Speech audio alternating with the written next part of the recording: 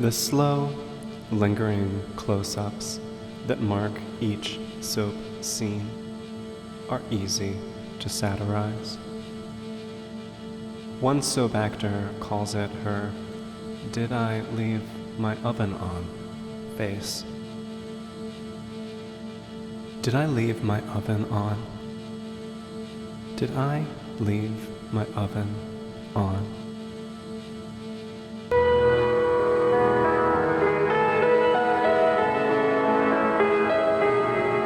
You know you can tell me. I was hurting. I was missing you. And you needed a friend. No, I have friends. He took care of me in ways nobody else could have. He thought it was over between us. But it wasn't over. He saw the text messages. Why didn't you know those weren't for me? I have to ask you that. Because you said the same thing to my face before you left. I didn't leave. Okay, you disappeared.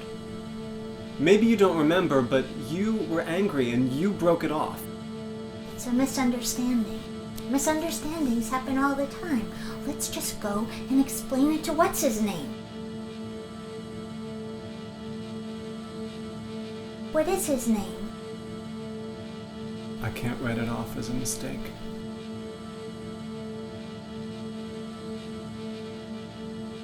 All of this is happening because of Quinn. You know that, right? The feelings are real. The feelings are... What are you saying right now? Are you saying you're in love with him?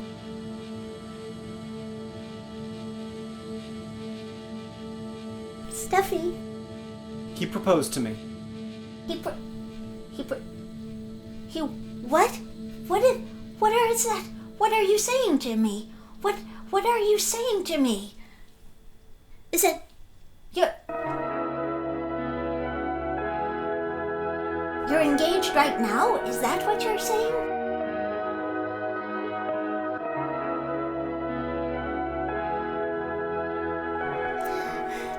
You're married. Liam, it was a lonely part of my life. I wasn't gone that long. I know things are complicated, but now I'm back. You understand that, right? I'm back. I'm here. I love you, and we should be You know, I know it's hard, but you can get an annulment. You can get an annulment from this guy. Steffi. Who is this? Who is this man? Steffi. He took my place and married you? While dialogue is soap's primary instrument, its meat and potatoes, the reaction shot is its finishing touch, its impeccably placed garnish, highlighting moments overlooked in real life. It's a secret, a knowing glance exchanged between character and audience, the centerpiece of emotion. The calling card of what Peter Brooks calls the melodramatic imagination. According to Brooks, instead of a happy ending bringing pleasure, in soaps, the tragic knowledge of the holding off, the suspended moment, is the source of joy. Did I leave the oven on? The viewer's refusal or inability to accept everyday life as banal and meaningless leads to a layer of sheen on every event. The emotion I feel during a lover's quarrel, dropping a child off at school, business arrangement gone awry,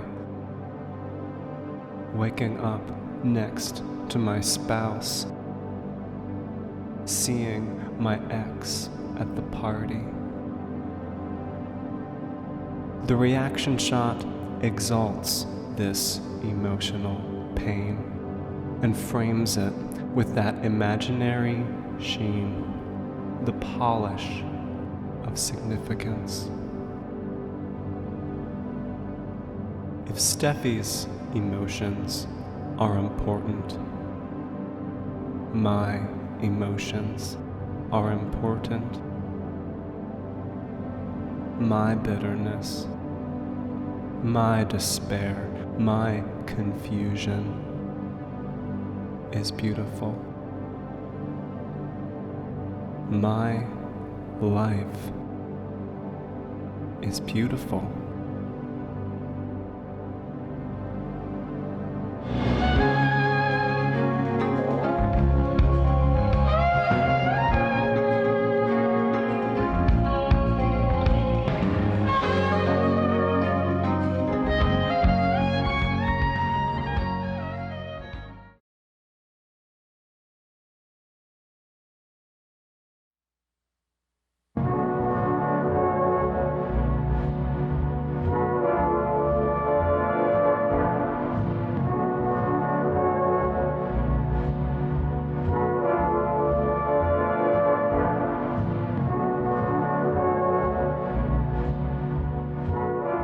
Most war movies include a scene in which a husband, fighting a faceless enemy, talks to, or in some way pines for, a wife holding a baby. This scene humanizes the husband and reminds the audience what's at stake should this amorphous enemy win. The dream of the straight nuclear family. Soap operas stay at home to focus on that family unit, finding its conflict, as critic Laura Mulvey says, not between enemies, but between people tied by blood or love. Maybe life's greatest drama is not how freedom is supposedly saved by killing strangers, but as director Todd Haynes says, how love and family limit our freedoms. The real enemy is never outside the community, but within.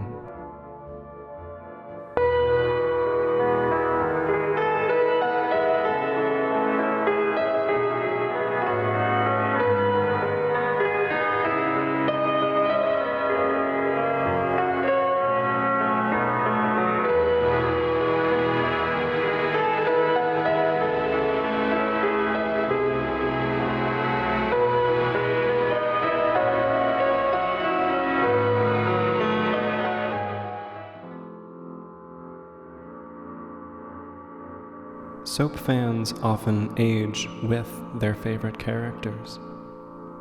Steffi is not only like me, but we're the same age and always will be the same age. Unless Steffi grows faster.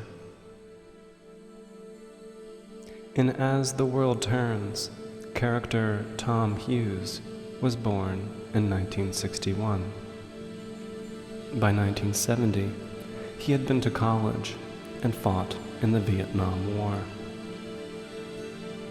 In The Young and the Restless, Billy Abbott was born in 1993, but was age 16 by 1999.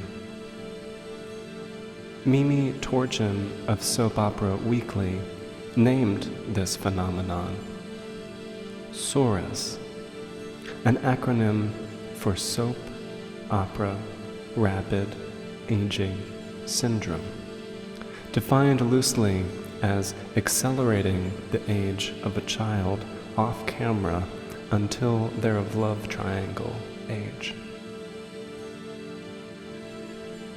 But aren't babies the nexus of innocent possibility?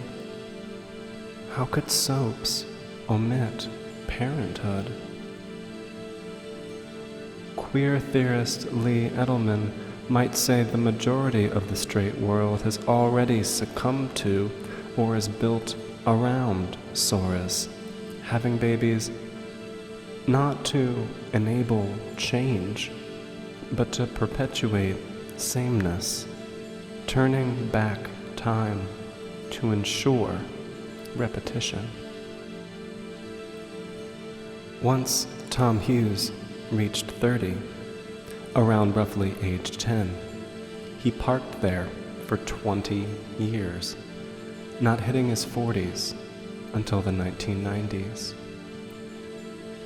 One's 30s are prime love triangle time.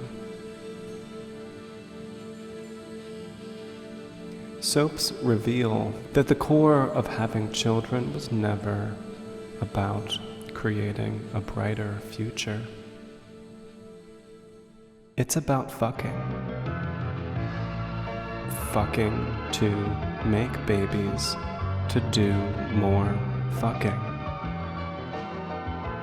A world fast-forwarding its hope, to watch that hope slip on the same banana peel.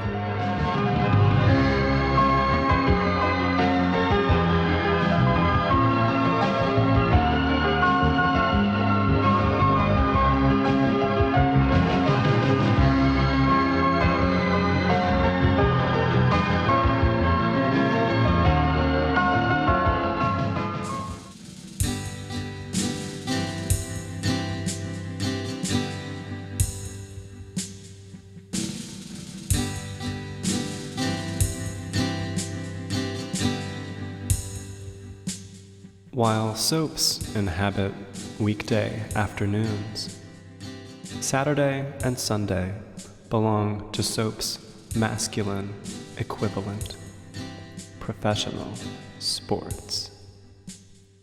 Two sides of the same coin or same card. Writer Eleanor Lippman's father referred to her favorite soap as the world squirms. Why this pejorative disdain? Why do men dismiss soaps as too emotional when they have their own equally weird emotional outlet? When the team is down by one, stakes seem high. But aren't the stakes, when measured against the lifetime of the sports fan, thousands and thousands of games, relatively low? Could we call men crying or rejoicing over a single loss or win the epitome of melodrama?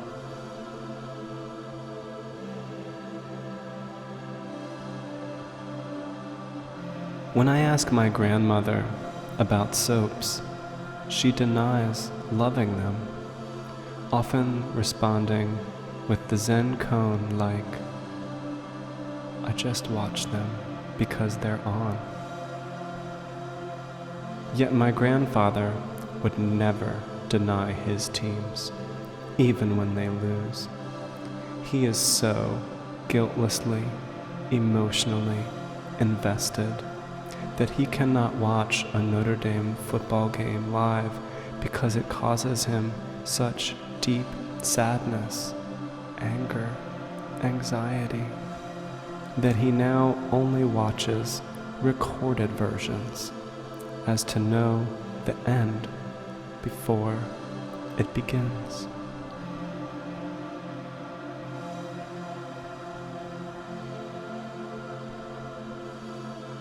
While in the next room, my grandmother withstands bottomless traumas, bazillions of lives imploding day after day all with seemingly a poker face. Theorist Tanya Modleski says, "The truth for women lies not at the end of expectation, but in expectation. Not in the return to order, but in disorder."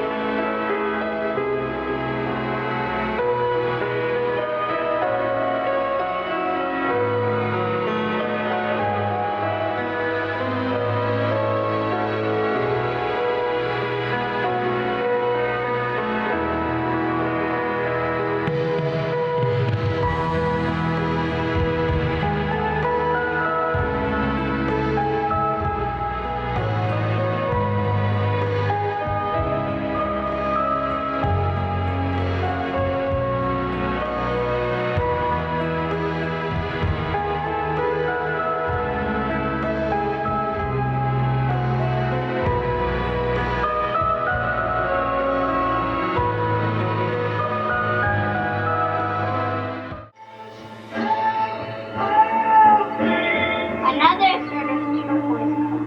It's yellow. It's a turquoise color.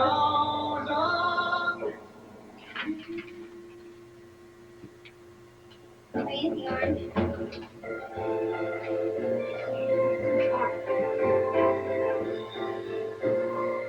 Orangey turquoise.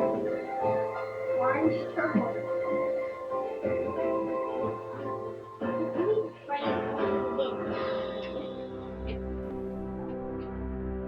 When I played Jesus in 7th grade, I was too embarrassed to take off my shirt because of my developing body hair.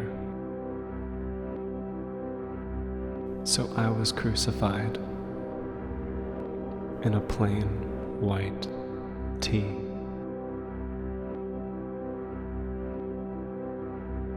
Years later, I resurrected, wrapped in silk and this cute jacket. I feel the new actor playing me as I donate men's button-ups to Goodwill and replace them with polyester that buttons on the left. The most hilarious distinction between genders. Buttons on the opposite side. When I get old, recast me so I may live serially. Love in the afternoon. You can't erase a world without end.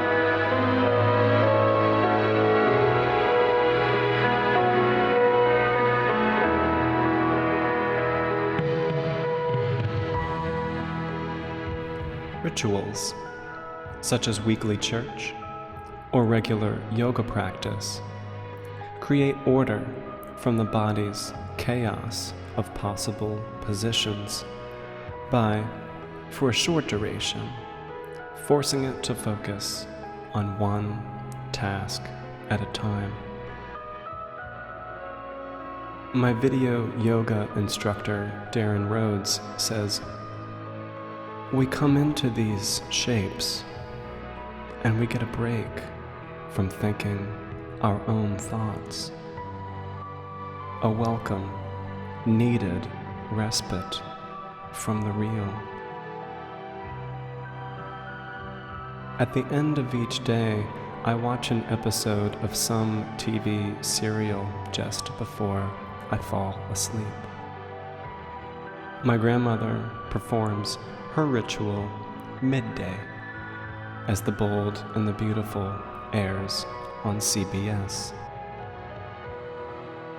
Stella told me that for years of her childhood, her mother would tape that day's Days of Our Lives to watch with dinner as a family. Rituals perform a dual function. With their repetition, they relax me. I let my guard down, allowing the ritual's second function to take over, imprinting a worldview. In the 1930s, Paul Lazarsfeld, a Columbia University researcher, supposedly pinpointed the two major gratifications of soaps. One, to escape, to get away from the drudgery of life. Two, to guide, to learn how to live. Yet don't escape and guidance seem contradictory? Maybe a stretch is not only a way of escaping tension, but of building the body's capacity, inscribing potential, a way it could move. While aiming for one target, to chill the fuck out, maybe I hit two targets. By escaping, I learn. By dreaming, I expand what's real.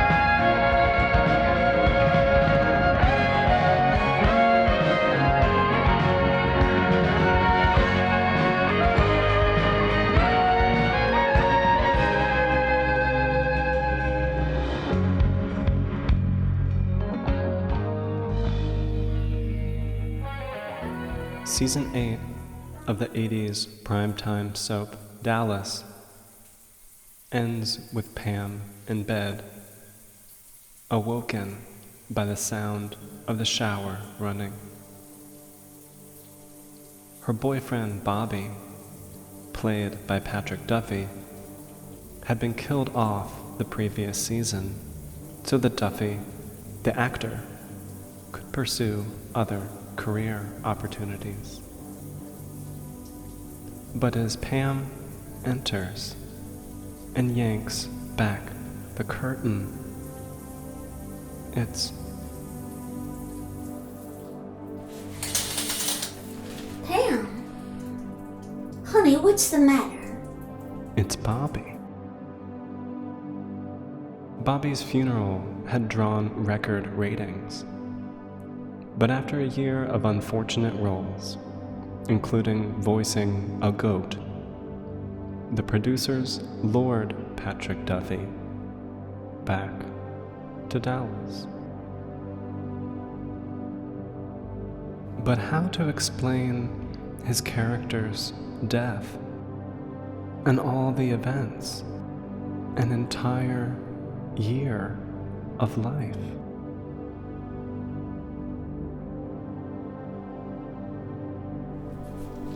You look like you've seen a ghost. I thought I did. What are you talking about? Oh, Bobby, it was awful. I woke up and I thought that you were dead.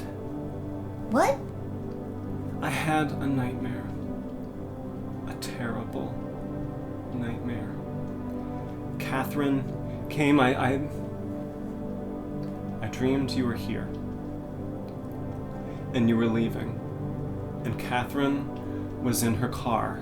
And she tried to run us over. And she tried to run me over, and then you saved me. You pushed me out of the way of the car. But then you got run over by the car. And then Catherine kept driving, but then Catherine was killed. And you were lying there on the ground, and then we took you to the hospital, Bobby. And you died. But I'm right here. And I'm fine. There was so much. It seemed so real. There was Sue Ellen, and there was Mark, and I was married. And you are going to be married to me just as soon as we can. I was so afraid.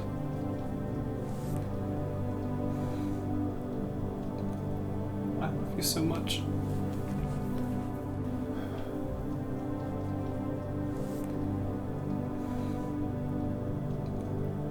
It's over.